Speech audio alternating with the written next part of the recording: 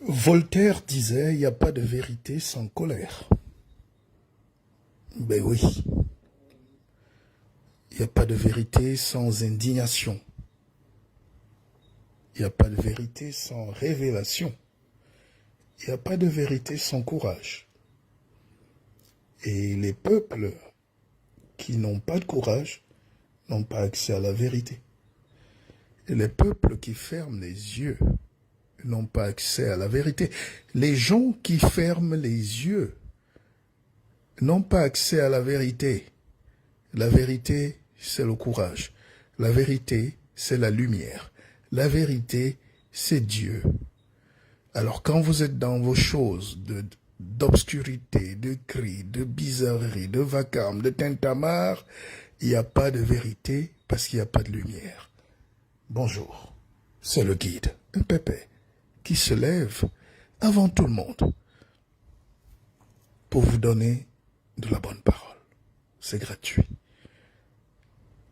Je salue tous ceux qui se lèvent à l'instant, qui sont péniblement couchés dans leur lit d'hôpital, parfois seuls, sans assistance. Vous savez, quand vous êtes malade, parfois vous êtes abandonné, vous êtes oublié.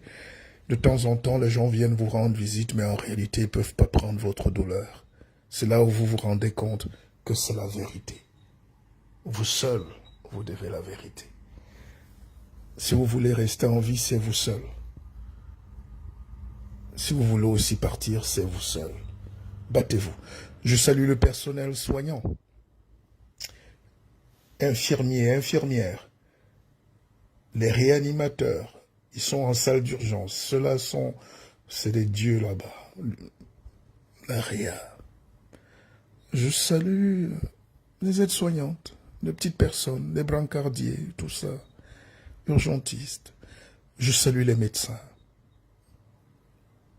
Ils sont dignes, ils sauvent des vies. Je salue aussi les petits travailleurs, tranquilles, ceux qui se lèvent dans le froid, le chaud. Ils vont gagner en un mois ce que quelqu'un dépense en 10 minutes au restaurant, quelque part. C'est la vie. On ne peut rien faire. Je salue aussi tous ces gens qui vivent de l'arnaque du peuple. Je salue tous ces mécréants, tous ces méchants. Peut-être qu'ils changeront, mais il y a des gens qu'on ne change pas. Quand vous avez un mauvais fond, toute votre vie, vous allez passer le temps à faire du mal aux gens, à nuire. Et par la sagesse, l'intelligence que vous avez sur eux, vous les détournez de leur objectif. C'est la politique. Il y a des gens comme ça, extrêmement tribalistes, racistes, méchants, mais ils vivent de ça. C'est leur fond. Vous savez, la liberté, comme disait Karl Lagerfeld, c'est n'avoir de compte à rendre à personne. Et c'est ma liberté exprimée aujourd'hui, de me lever avant vous tous, de méditer, de marcher en pleine forêt, dans le noir absolu, parce que les ténèbres, c'est la lumière. Et je décide de partager, au lieu de me taire. Je lis, je comprends, j'analyse, j'ai étudié. J'étudie encore, et tous les jours. Mais pourquoi garder ça pour moi? Je vais amener ça à la tombe. J'écris des livres, vous n'achetez pas. Je fais des réflexions, vous ne lisez pas. Les journaux ne m'invitent pas. Les télévisions ne m'invitent pas. Peut-être qu'il faudrait qu'on lance la nôtre. C'est en route. Mais ma décision est claire. Je dois toujours donner. Si vous attendez que quelqu'un décide de qui vous êtes, vous ne serez jamais ce que vous êtes. Bon, je sais aussi que vous êtes une bande d'imposteurs pour la plupart. Vous savez, j'ai fait une capture d'écran tout à l'heure qui m'a fait rire. Il disait, j'ai fait une publication hier, j'annonçais la conférence de samedi prochain, dans une semaine, le 25, à 17h, dans l'Hyères, à côté de la Seine, en pleine nature. J'espère que vous serez là, nombreux. Il y a encore des places disponibles. Vous voulez peut-être que je vous rappelle le numéro de téléphone? Mais vous pouvez me contacter rapidement. 06 99 33 83 93. Venez. Ce n'est pas pour aller cogner les boîtes. Venez. Si vous voulez changer de vie. Alors, j'ai fait une publication hier.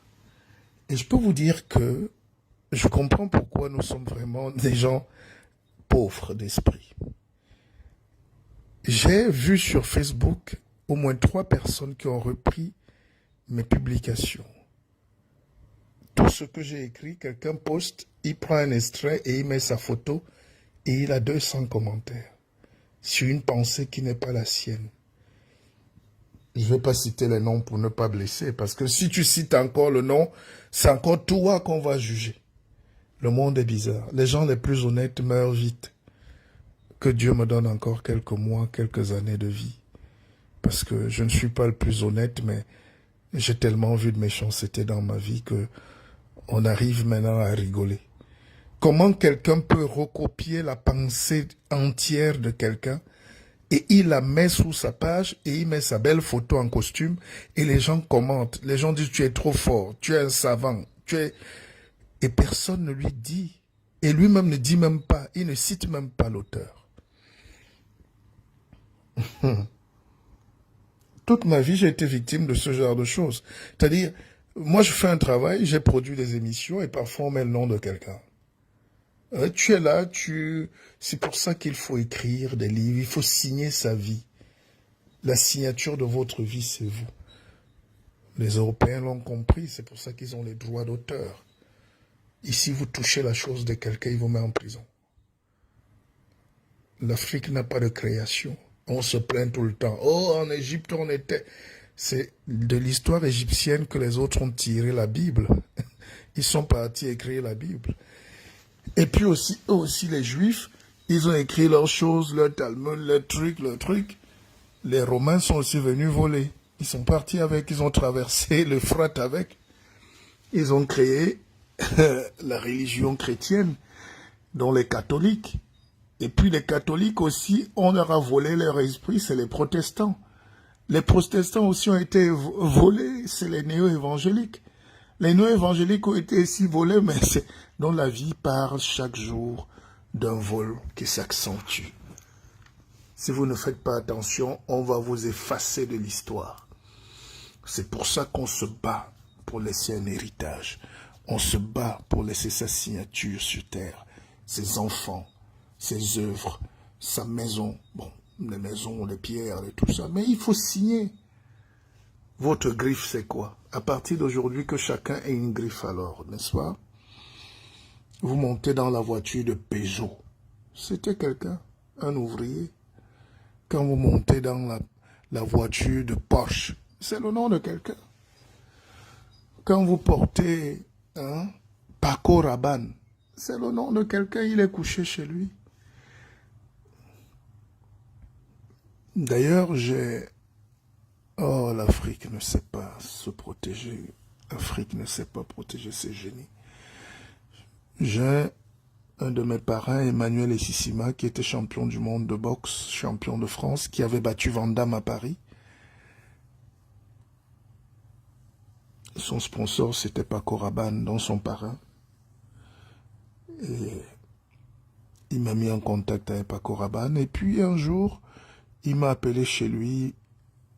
J'étais au Cameroun, j'étais encore au Cameroun il y a plus de 20 ans. Il a sorti un caisson de parfum de Paco Rabanne.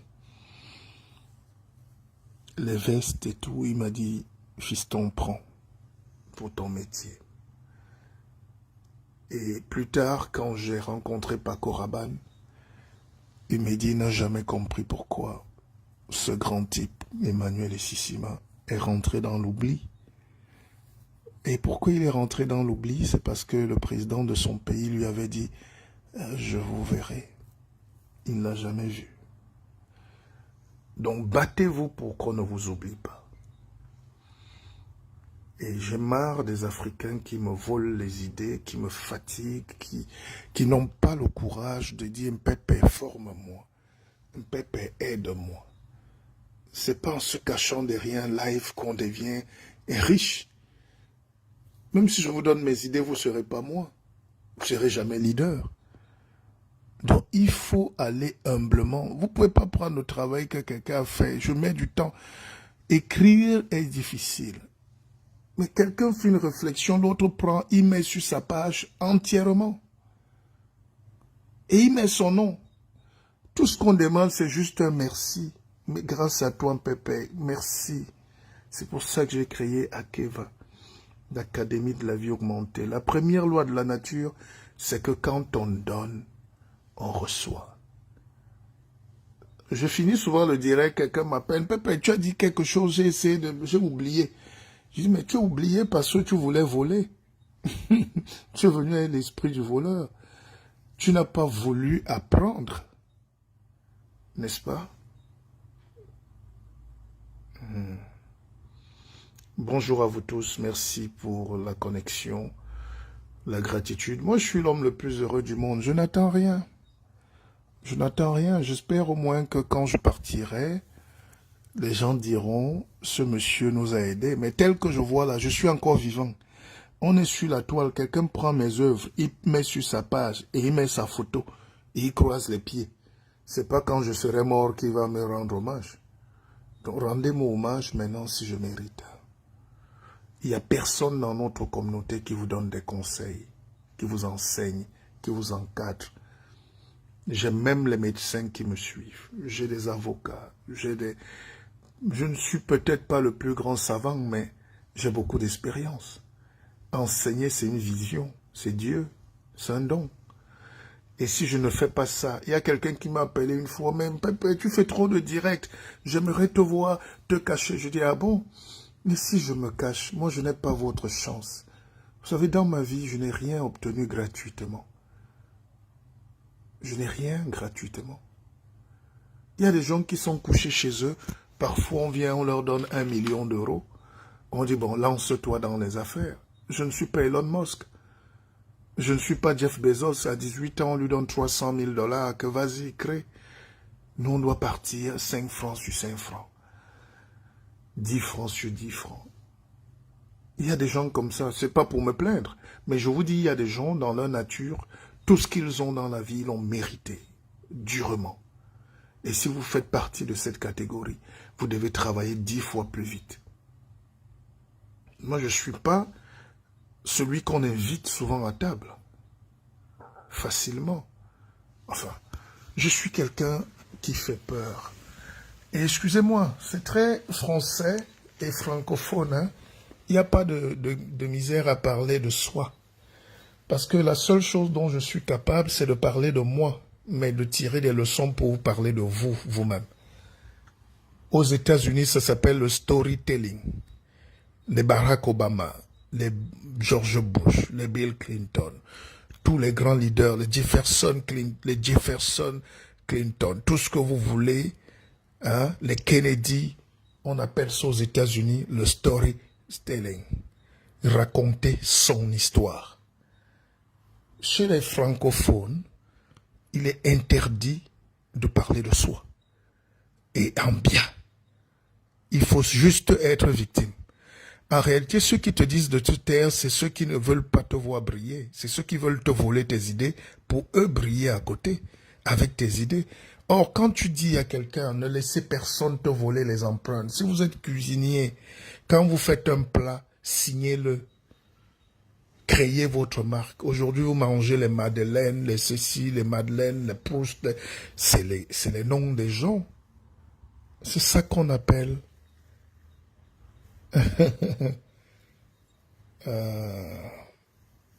l'identité, le destin, la signature, l'empreinte, la marque sur terre. Mais l'esclave n'a pas de nom. C'est pour ça que quand vous arrivez dans les terres où il y a eu l'esclavage, les gens s'appellent Joseph-Marie Rose. Un type se lève, il dit Cabri. François Cabri. Il t'appelle Cabri. Alors que tu t'appelais au pays, hein? Tu t'appelais peut-être Caïssa Pépé. Mais il t'a appelé Cabri, mouton, chèvre, tout ce qu'il veut, parce qu'il a fait de toi son esclave. L'esclavage ne finira jamais. Je le dis toujours quand je fais des coachings aux entrepreneurs, aux étudiants, aux jeunes, aux femmes. Je leur dis, mettez-vous dans la tête que l'esclavage ne finira jamais. C'est à l'origine du monde. L'humain, par son intelligence, veut assujettir l'autre, le plus faible, le plus fou, le gueux, le malin, le maigre, le malingre. Donc si tu n'es pas fort, tu seras l'esclave de quelqu'un. Comme vous êtes debout là, posez-vous la question de savoir, je suis même l'esclave de qui ce matin? Dès que vous trouvez la réponse, commencez à refuser. Vous êtes peut-être l'esclave du type qui dort à côté de vous. Vous êtes l'esclave de l'autre qui ronfle en face. Vous êtes l'esclave du type qui vous fait vous lever à 4 heures sans embrasser vos enfants pour aller porter ses cartons. Vous êtes l'esclave de celui qui vous met là-bas, là-bas. Il y a toujours refusé cette chaîne d'esclavage, c'est le début de la liberté. J'ai une conférence le 25, si on était des gens nobles, vous serez déjà au moins alignés là. Mais les gens vont aller suivre les casseurs de casseroles et les petits fous. Le monde ne vend pas la qualité. Le monde ne vend pas la qualité. Les plus faibles payent. On parle des influenceuses. Elles peuvent même, quand vous êtes influenceur ou que quand vous êtes dans le bon côté de ceux qui ont l'argent et sale, on recycle la drogue. On fait des grandes fêtes, des spectacles, des concerts, des ceci, des soirées. Mais ce n'est que des faux trucs qu'on vend. Et le monde est comme ça. C'est-à-dire, l'honnête ne peut pas vivre. C'est pour ça que l'école est en train de perdre ses traces, ses valeurs. Vous dites aux enfants d'aller faire 10, 12, 15 ans à l'école, alors qu'à côté en bas, la drogue, on te dit va guetter seulement l'immeuble et la police. Tu as 2000 € par jour. Comment un enfant comme ça peut aller à l'école pour faire 7 ans? Comment un enfant comme ça demain peut même rêver de travailler 30 jours pour avoir 1500 € alors qu'il a mis 2000 € quand il est assis juste en bas de l'immeuble? Mais c'est la destruction, c'est nos enfants. Regardez comment le monde marche. On nous impose les casseroles et on impose les gens d'aller là-bas et on dit que c'est la politique, on dit que c'est le beau. Il faut, si tu ne vas pas là-bas, tu n'es pas bien. Il faut... Non, à un moment, ressaisissez-vous. Vous dites, moi, je ne vais pas là-bas. Il faut savoir identifier ce qui est bien pour moi. Éviter ce qu'on appelle le suivisme moutonnier.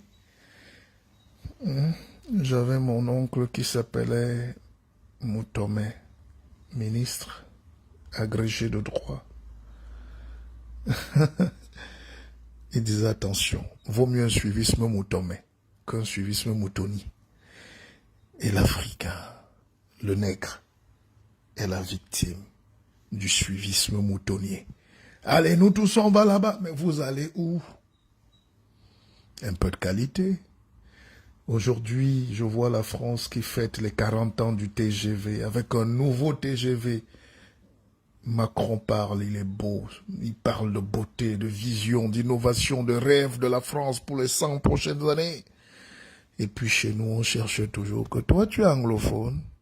Toi, tu es francophone, non. Et c'est ça qu'on appelle la grandeur, la bêtise. Dès qu'on a fini à anglophone, francophone, toi, tu es d'où? Tu es de un village de l'Ouest? Non, moi, je suis de l'Est. Voilà tous nos débats d'intelligence. Et les gens s'interdisent de réfléchir. On vit dans des pays même où les gens sont en train de parler des grandes choses. Le destin du monde.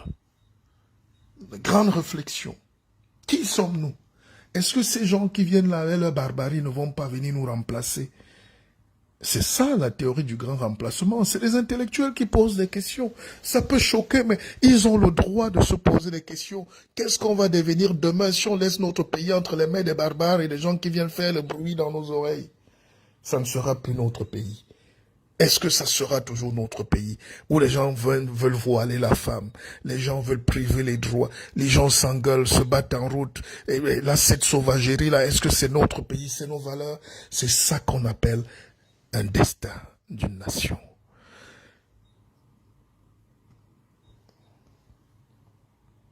Aujourd'hui, quand vous regardez, l'Afrique est perdue. J'essaie de passer ce message, mais je ne sais pas si je suis écouté. On n'a pas de problème, on n'a pas faim.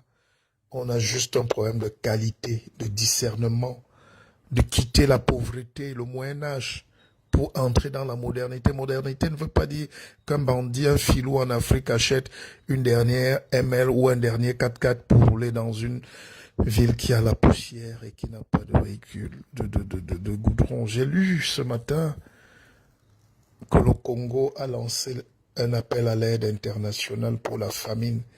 On dit qu'il y a 27 millions de Congolais qui meurent de faim.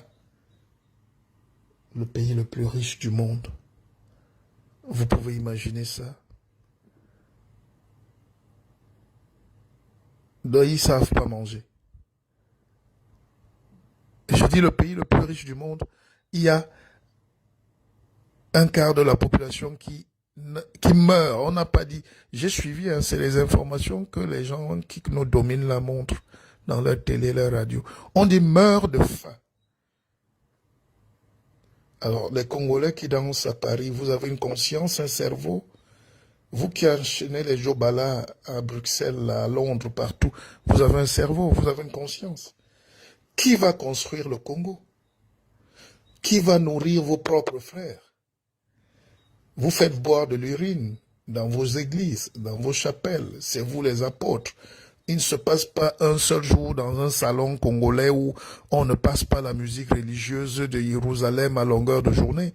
Mais vous ne pouvez pas vous organiser. Vous priez quoi? Vous faites quoi? Comme ça. Mais à force de le répéter, on va croire qu'il y a un problème. Quand je parle du Congo, évidemment, insensé toi qui penses que je ne parle pas de toi. L'Ivoirien, le Sénégalais, le Togolais, le Camerounais, le Gabonais. Ces connards-là qui croient qu'ils sont des pays. Mais en réalité, vous êtes une seule et même personne. Bon, je dis connard, c'est pour préciser un peu la parole. Mais en réalité, j'ai cessé d'être choqué. Par contre, je n'arrêterai jamais de faire ce que j'ai à faire parce que nous devons prendre nos responsabilités. L'intellectuel, le leader, n'a pas besoin de permission. Je n'ai pas demandé la permission à ma femme pour faire ce direct. Je peux demander un conseil, un avis. Mais tu ne dois pas, personne n'a le droit de dire, c'est le leader qui doit dire. Mais en Afrique, vous voulez que c'est les leaders qui deviennent vos échaussures des chaussures. Si j'étais resté en Afrique, je serais peut-être aujourd'hui en train de travailler dans la plantation de quelqu'un. Les grands pays nous donnent donc l'occasion d'exister par nous-mêmes. Or, quand nous arrivons, nous allons encore dans le ghetto, la pauvreté, la misère, en cherchant les frères, les sœurs. Le week-end, on s'appelle, tu es où? Ouais, on va aller manger ensemble. Oui, mais on n'est pas venu ici pour ça. On est venu évoluer dans la pensée. On est venu former nos enfants pour qu'ils prennent leur place dans le trafic. Akeva. Est-ce que chacun qui est dans ce direct, caché ou pas caché, peut au moins partager? Deuxième chose que j'ai remarqué, c'est que les gens aiment bien suivre mes directs, mais personne ne veut partager. Quand on suit les directs d'un petit voyou, vous partagez. Je vois 1500 partages. Ça me dit absolument rien, mais quand même. C'est la remarque de quelqu'un qui m'a dit, mais Pépé, pourquoi les gens ne partagent pas ces directs? Moi, c'est par hasard que je suis tombé sur vous. Pourtant, j'ai regardé que vous faites des directs. Vous êtes le premier à faire des directs. N'est-ce pas? C'est pas la course. Je ne revendique rien. Mais il faut au moins faire un effort de donner aux autres. Ah, il fait beau dans cette forêt. Il fait beau. Dans toute cette journée, c'est une journée de direct pour moi, d'échange. Parce que de toutes les manières, si je meurs avec ce que j'ai dans le ventre, on dira, il est mort avec trop de choses dans le ventre. Ce qui me fait mal, donc, enfin, rien ne me fait plus mal. Rassurez-vous, je suis l'enfant de Dieu, le plus heureux. Quand Dieu te permet d'avoir des enfants beaux, en forme, qui sont brillants, qui réussissent, vous avez un enfant qui va à la Sorbonne brillamment. C'est pas la fin du monde, c'est le début de sa vie. C'est passionnant. Quand vous avez un autre enfant qui est parmi l'élite du sport en France, ça fait du bien. Voilà, ça fait du bien. Ça peut, il faut pas avoir le triomphe modeste, c'est bien. Il y a d'autres parents, et ça je les respecte, qui ont la charge de garder des enfants malades depuis l'enfance. Ils sont très dignes. Alors je disais que ce qui est malheureux en Afrique, c'est que c'est la médiocrité qui est installée. Et on l'amène jusqu'à Paris. On l'amène jusqu'au centre du monde qu'est Paris. Nous sommes médiocres. C'est pas choquant, mais c'est flagrant. Et nos patrons là nous connaissent. Ils savent que même dans 1000 ans, on ne sera pas développé. Ils ont cassé la moelle épinière. Quand on vous impose une religion esclavagiste, c'est terminé. Vous êtes foutus. Quand on vous impose une politique minable, esclavagiste, vous êtes foutus. Quand on vous impose une économie de soustraction, d'extraction, vous êtes foutus. Je voyais encore les images d'un pays où il y a eu coup d'État là récemment, la Guinée. C'est-à-dire, les Blancs doivent quand même, ils sont malhonnêtes, hein, nos frères Blancs. Là. Ils nous regardent, ils rient seulement. C'est-à-dire, vous voyez la grossièreté de Soumaoro ou de Sumbaya, de Kouagumbaya, je ne sais même plus quoi il s'appelle. Un goguenard de plus de 2 mètres, il vient avec des gros yeux, grosses lèvres, lunettes de soleil en plein jour. Ouais, avec de grosses tenues militaires sauvages. La politique, c'est le raffinement, les enfants. C'est fini cette époque-là. Hein? Même le président de Corée du Nord, Kim quelque chose là, Kim Kardashian ou quoi, met déjà des pantalons taillés. Au début, lui-même, il avait les pantalons et Zazu.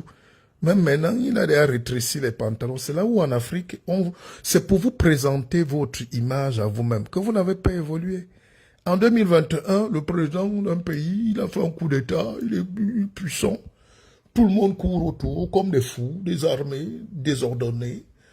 Ça crie, ça gueule, le gars arrive dans un gros char, un jeep américain, tout ça là.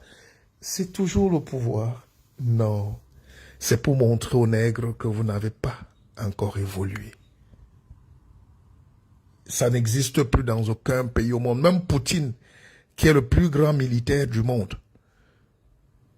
il est stylé. Il est raffiné. Ils sont en train de lutter, mais il est raffiné. La chemise ne se salit pas. C'est-à-dire, la grandeur, c'est taper l'autre sans se salir.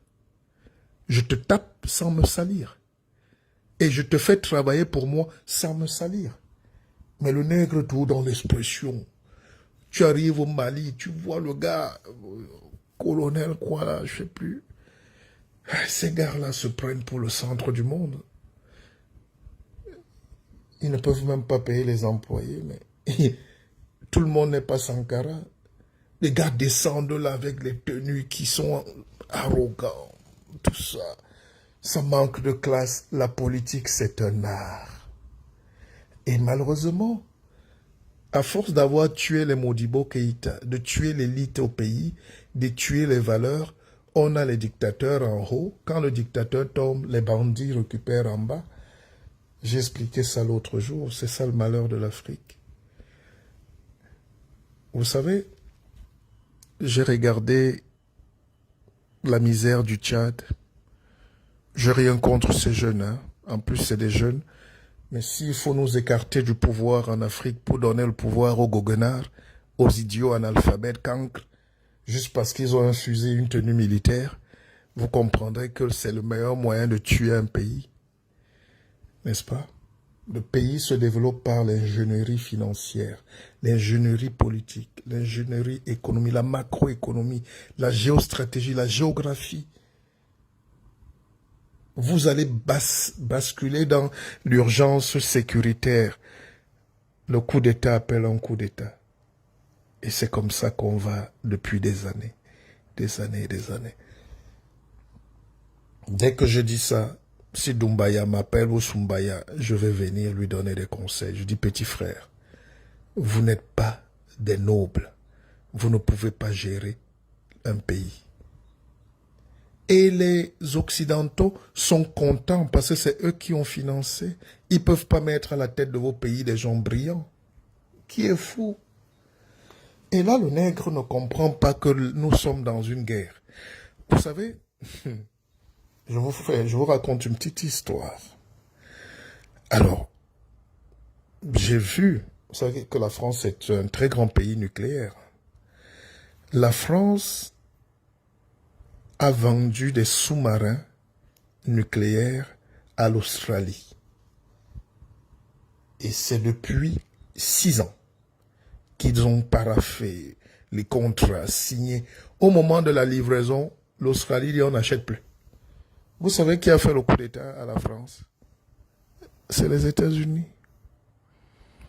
Et c'est en train de créer un choc. Les gens ont travaillé à Saint-Nazaire, à Cherlot, à Saint-Lô, partout, à Cherbourg, pour fournir le matériel. C'est pour dire quoi? Que dans la vie, la compétition est partout, jusqu'à la mort. Les pays luttent jusqu'à la mort. C'est-à-dire les hommes luttent jusqu'à la mort. Vous êtes là, vous croisez les bras, vous priez. Qui va lutter à votre place? La France est le meilleur allié des États-Unis, surtout avec Biden. Et c'est là où on a rappelé à Macron, j'ai écouté les spécialistes, les géopolitiques, moi je vais dans les sites, les experts français disent, mais Macron a été naïf. Il a cru que Biden, c'est son ami, comme Bush, Trump est parti, parce que Trump était un fou. On voit Biden, on croit que Biden va changer. Non, il est le président des États-Unis, il défend les intérêts des États-Unis. Même si son meilleur ami se met sur son chemin, il le tue. C'est un exemple pour dire à vous qui m'écoutez que la vie, c'est une lutte à mort. Depuis hier, les Français pleurent comme des enfants. Ils ont perdu un marché des centaines de milliards d'euros. 6 ans de contrat, les États-Unis ont arraché à la fin. Toi qui es donc là, tu ne luttes pas. Tu crois que les gens vont te faire bisous. On te dit de planter le cacao, tu plantes. On dit fais les veillas, tu fais. On dit fais l'huile de pape, tu fais. Bon, tout ce que tu fais là, c'est pour toi. Première question. Et comment tu vas donc te plaindre si tu fais ça? Donc, il faut rester éveillé. Et j'ai écouté le ministre français des Affaires étrangères, Le Drian, il a pleuré à la télé. Les larmes voulaient couler. Parce que ça fait plus de 10 000 emplois perdus. Mais c'est ça, les lois de la nature. Attendez, vous croyez que les États-Unis vont s'arrêter parce que la France veut gagner un marché? Ça existe. C'est quel monde ça? Il n'y a que l'Africain qui rêve. On vient sur Terre se battre. Donner les coups de poing. Éviter d'en recevoir. Prendre le meilleur et partir. C'est tout.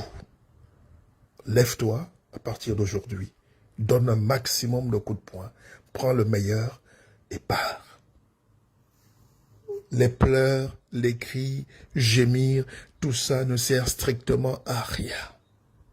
Il faut assumer son destin. Vous avez lu André Gide?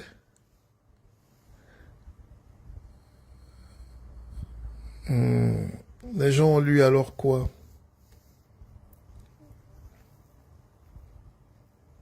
Vous n'avez pas lu, n'est-ce pas? Vous voulez qu'on vous explique aussi tout? Il faut donc assumer son destin, ses choix. J'aurais pu avoir une vie encore magnifique. Mais pourquoi me plaindre? Alors que je suis là, je dois encore lutter fort.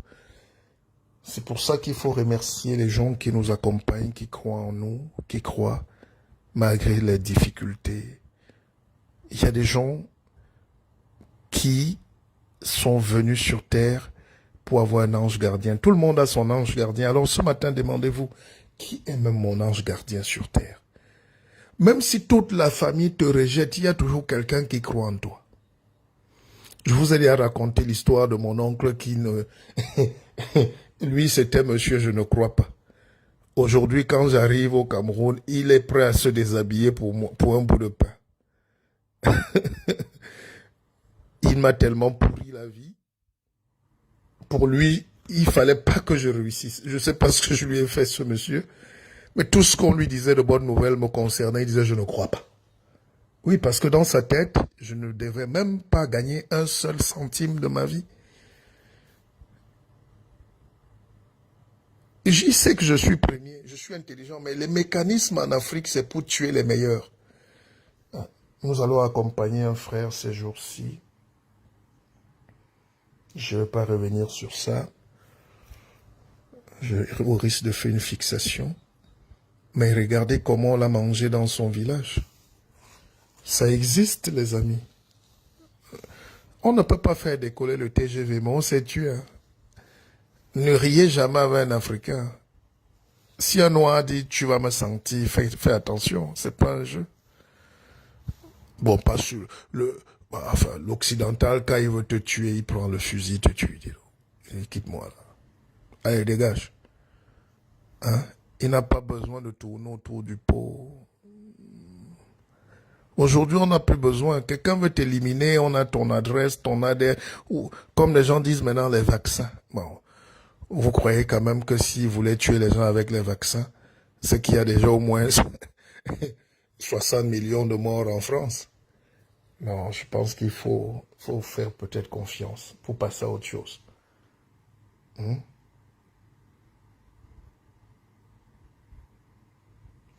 Donc,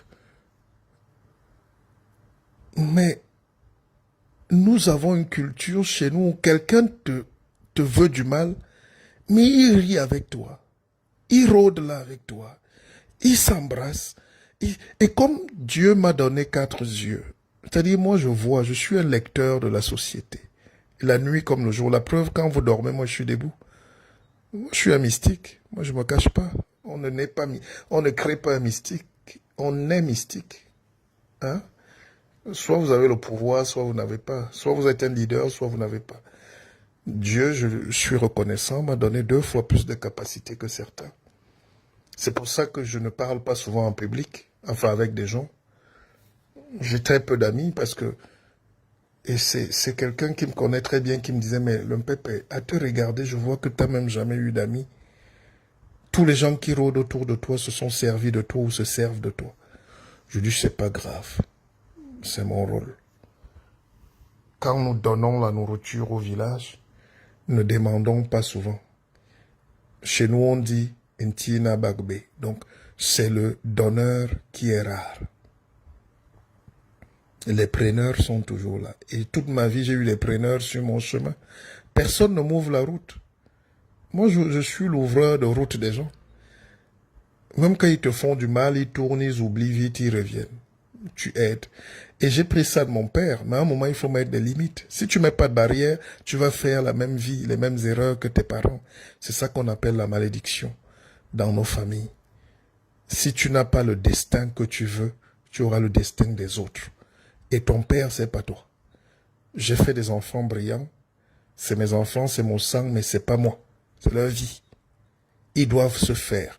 C'est la règle des 33%. Notez-le aujourd'hui. Pour réussir sa vie, il faut écouter. Écouter. Je sais que vous n'écoutez pas. D'autres, le sommeil a même déjà repris.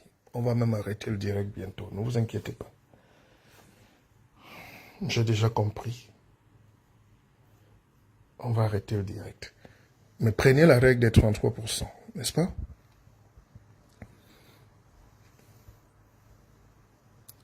« 33%. L'épigénétique. Non, les gènes. 33%.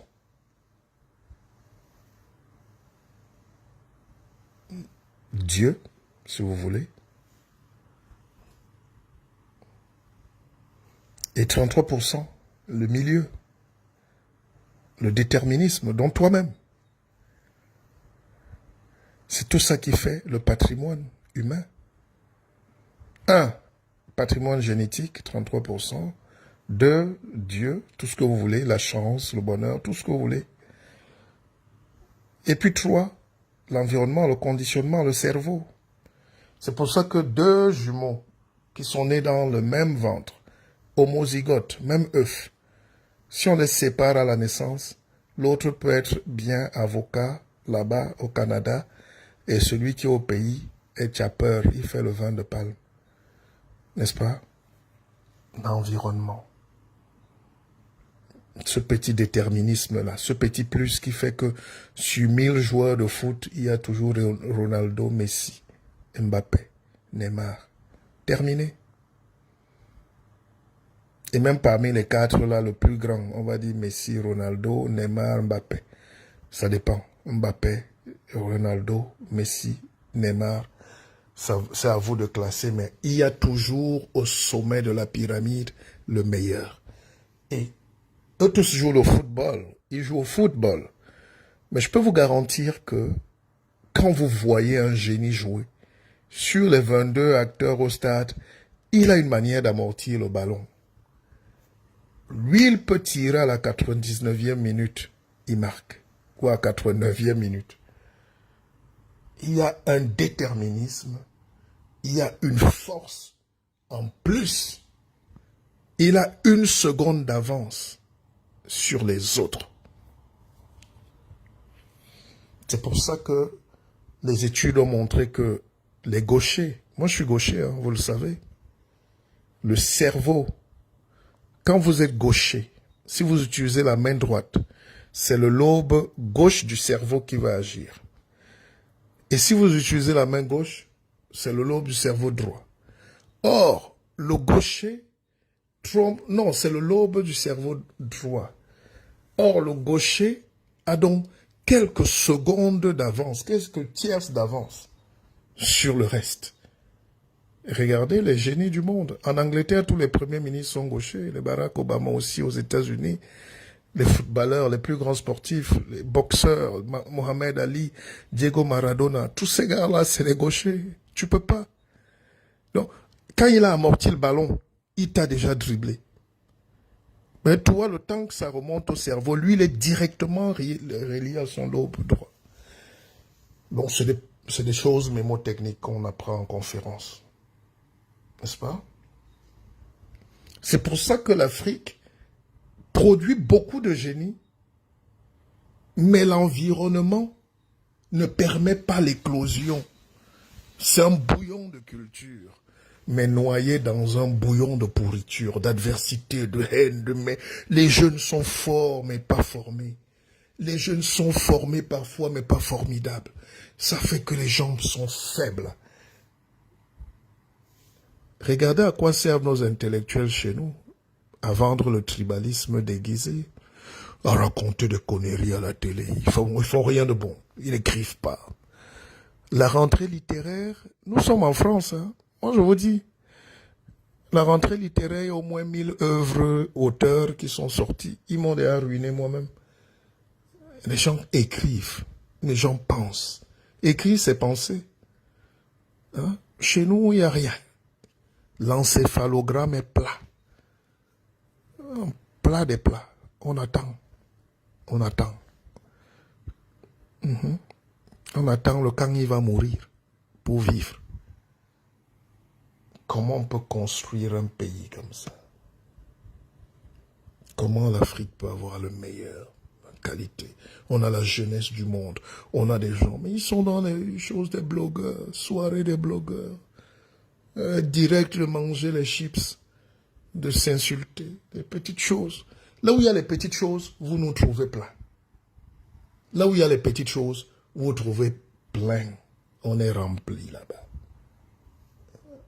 La musique, les textes, c'est toujours des petites choses. Le coaching, les petites paroles du quartier, recyclées. Même quand quelqu'un est brillant chez nous, il finit par vous dire, grâce à Dieu, puisque Jésus-Christ nous aime, c'est pour ça que l'entrepreneuriat, mais monsieur, pour parler d'entrepreneuriat, tu es obligé de mélanger les deux. Le japonais, lui, qui ne dit pas Jésus-Christ, il est maudit, il est pauvre. J'écoute souvent les intellectuels africains qui veulent même nous faire la démarche biblique. Je dis oui, mais vous avez raison, c'est pas une guerre. Mais vous êtes malhonnête ou idiot vous-même, parce que comment vous pouvez résumer toute la pensée industrielle, philosophique du monde à un livre que les gens ont écrit il y a 2000 ans? Donc, vous croyez que la Corée du Sud, pour évoluer, pour faire monter ses fusées, ses frégates, ses Samsung, a besoin de la culture des autres? Est-ce qu'ils ont même besoin de savoir si Abraham a vécu ou pas? Ça a quoi avoir avec la force de la Corée du Nord ou du Sud dans leur Samsung? Arrêtez de tuer l'Afrique avec votre misère mentale. Il est temps de se libérer. Mais je reconnais aussi qu'en Afrique, il y a un vide sidéral d'une vacuité intellectuelle pas possible. Il n'y a rien. En 1960, même 50, nos ancêtres, nos grands-parents se bagarraient comme des fous pour exister. Aujourd'hui, nous, on n'existe même pas. Et tout ce qu'on appelle révolutionnaire, là, c'est nos parents. Ils étaient très forts, courageux, intellectuels, beaux. Ils avaient 30 ans. De Oumyova à Lumumba. Bon, mais la réalité, c'est qu'on les a battus. Et vous savez que quand quelqu'un te tape, il prend l'avantage sur toi. Vous voyez ce que Israël fait aux Palestiniens, non? Aux Arabes. En 1948, quand on crée l'État d'Israël, Ben Gurion, tout ça, l'ONU décide même de les renvoyer d'abord en Ouganda. Qu'aller là-bas en Afrique, les gars refusent, ils disent qu'il y a trop de moustiques. Ils veulent rentrer chez eux, en Palestine. Au début, c'était quelques bouts de territoire. Jérusalem, tout ça. Plus tu fais la guerre avec un fort, plus il te tape et il prend ton terrain. C'est pour ça qu'aujourd'hui, vous voyez que l'Afrique ne progresse pas. Parce qu'on engage des luttes inutiles avec les gens qui sont plus forts que nous. Et dès qu'ils nous tapent, ils vissent la monnaie. Dès qu'ils nous tapent, ils bloquent le port. Dès qu'ils nous tapent, ils arrachent l'aéroport. Dès qu'ils nous tapent, ils te tapent, ils font un coup d'État. Ils t'imposent un militaire fou qui n'a pas le CP. Ils savent que tu vas faire la guerre. Donc, un conseil, n'affrontez jamais plus fort que vous.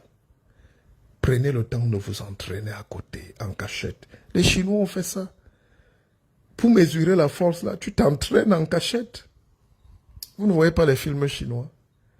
Pour affronter Maître Shaolin, le dernier combat, il faut que Bruce Lee s'entraîne en cachette. Tu vas chez ton maître. Hein? C'est la logique de la vie. Hein? C'est pour ça qu'il faut... Même vous, allez chez vos mentors, même si tu as le CP ou le BPC, il n'y a pas de malheur dans la vie, on apprend tous les jours. Cherchez les formations, mais les vrais. Cherchez les leaders, les vrais, qui peuvent vous aider et qui sont sérieux. Ils vous donnent des conseils, ils vous entraînent. Quand vous êtes déjà fort, vous présentez un concours. J'ai une dame là qui m'a dit, Pépé, j'étais assistante sociale, aujourd'hui je passe mon diplôme d'ingénieur social grâce à TEDlife. Je dis, viens alors payer le livre. Elle dit, c'est cher. Ah, paie alors la formation. Ah, Pépé. Mais,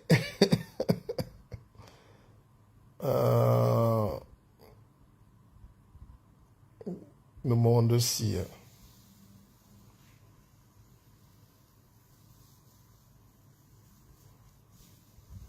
Le monde, si tu ne connais pas le monde, l'humain, si tu ne connais pas les gens,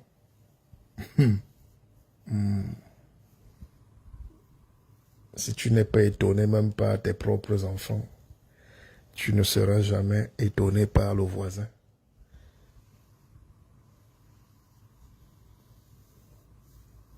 Partagez alors le direct. Qui vous fait du bien comme ça le matin? Qui sur la toile vous fait du bien à cette heure? Si vous êtes honnête. Si vous êtes honnête. Retenez-le, n'affrontez pas plus fort que vous tant que vous n'êtes pas prêt. Et au lieu donc que nous travaillions, que l'Afrique retravaille, prendre conscience du retard, il faut qu'on travaille 2 fois. Qui travaille en Afrique? Les gens viennent au bureau, surtout les patrons, les DG, les ministres. Quelqu'un vient au bureau à 14 heures. Et quand il vient, il a déjà au moins 20 femmes qui l'attendent là au bureau. Il fait entrer par la porte de derrière. Il boit son whisky, il crie là. Après 17 heures, il va à l'hôtel. C'est comme ça l'Afrique. Vous pouvez voir ça ici en Europe, où vous êtes au Canada, partout. Les gars bossent comme des malades. Les usines sont en train de tourner à plein régime. En Chine, alors, on ne dort pas. Vous voyagez, non? Vous allez au Japon. Au Japon, on ne dort pas. Il n'y a pas de jour et de nuit. Les magasins sont ouverts 24 sur 24. Parce qu'ils ont dépassé le stade de subir la vie. Ils ne veulent pas que quelqu'un leur raconte que Nazareth avait fait ceci. Gardez ça là-bas. Parce que pendant que Nazareth faisait quelque chose là-bas, il y avait aussi, il y avait au Congo le grand royaume du Congo. Personne n'en parle. Il y avait en Égypte le plus grand royaume noir du monde. Les Kémites étaient jusqu'en Éthiopie. Ne venez pas, vous ne pouvez pas raconter votre propre histoire, vous avez honte. Imaginez demain mes enfants, au lieu de raconter l'héroïsme de leur père, qui à 13 ans était millionnaire, qui a commencé à se battre et qui était premier toute sa vie, qui, orphelin de père et de mère, a décidé de... Mais non, au lieu que mes enfants me célèbrent demain, ils vont rendre hommage à Jéricho. C'est ça qu'on appelle la malédiction en réalité. Nous devons célébrer ceux qui nous ont précédés. Et c'est eux qui ont été nos héros. Je ne fais pas un direct sans vous parler de mon père. Je ne fais pas un direct sans vous parler de mon grand-père. Ils avaient leurs limites, ils avaient leurs failles, c'était l'époque et tout. Mais je ne peux pas ne pas. Et c'est comme ça que tout le monde entier fait. Quand vous êtes en France, mais j'ai écouté le discours du président Macron l'autre jour. Mais attention, 40 ans de TGV, c'était pour célébrer Giscard, c'était pour célébrer Mitterrand, c'était pour célébrer... Mais chacun célèbre ses ancêtres. Le noir veut faire comme quoi même? Vous êtes quoi même? Laissez même les pauvres ignorants dire et faire les récitations. Mais si même les intellectuels ne peuvent pas avoir le courage de se libérer, ça veut dire qu'on est encore des esclaves. Allez, sur ce, laissez-moi faire ma vie. On se reparle tout à l'heure. Ne vous gênez pas. J'ai la force, j'ai la puissance d'être là. C'est vous qui êtes fatigué. Moi, je ne me fatigue pas. Je n'ai pas d'émission sur Terre. Les gens qui me... J'ai quelqu'un qui m'a fait un message qui est sur ma page, il faut aller le lire. Il dit, Pépé, moi-même je suis un grand, mais je te dis que tu es un grand maître. Il a écrit ça sur ma page à 2 heures du matin. Et il m'a envoyé un message, j'ai répondu. À 2 heures, tout à l'heure. Moi, je dors pas. Je dors pas. Parce que les gens confondent le sommeil et le repos. Et il faut avoir une phase ascétique. Moi, je peux passer 10 jours, une semaine en mangeant un seul bout de pain et un peu d'eau. Ça me suffit parce que j'ai compris que tu peux avoir tout ça, le caviar et tout. En Guinée équatoriale, pour vous raconter, j'avais parfois 2 suites au Hilton. Mais j'étais seul. Le buffet était là, on était 10 pour 100 personnes. Tu commences à voir, tu n'as plus envie de manger. Tu ne peux même pas, tu commences à pleurer quand on t'appelle manger. Il y a aussi des périodes où il faut savoir avoir faim. Il y a des périodes où il faut porter le même jogging pendant au moins 1 mois. Bon, vous n'êtes pas d'accord, mais ça existe. C'est des rituels. C'est-à-dire, tu te prives. Tu te soignes l'esprit. Tu oublies un peu ces aspects matériels. Il faut élever la pensée. Allez, bonne journée mes frères, mes sœurs. Mettez à Keva. On se dit rendez-vous le 25, réservé pour ceux qui veulent.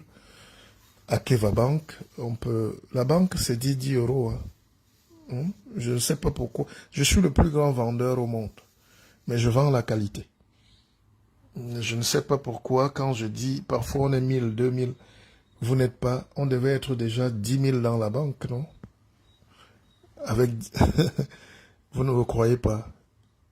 Parce que vous n'avez pas de spiritualité, non. Vous n'êtes rien. Allez donc vous aligner à la banque BNP Paribas, non. Vous aimez aller là où les autres ont déjà créé leurs choses. Et vous voulez même encore vous plaindre qu'il ne vous respecte pas. Mais qui peut te respecter quand tu viens essuyer son sol? Pourquoi on ne respecte pas les Noirs? Ils n'ont pas d'argent. Mais c'est tout. Vous n'avez pas d'argent. Vous respirez la pauvreté. Moi, personne ne peut insulter un Chinois. Ah non, personne. Ils sont 1,5 milliard et ils savent que 1,5 milliard de Chinois qui mettent un yuan, ça fait 1,5 milliard de yuan chaque jour dans la poche de quelqu'un.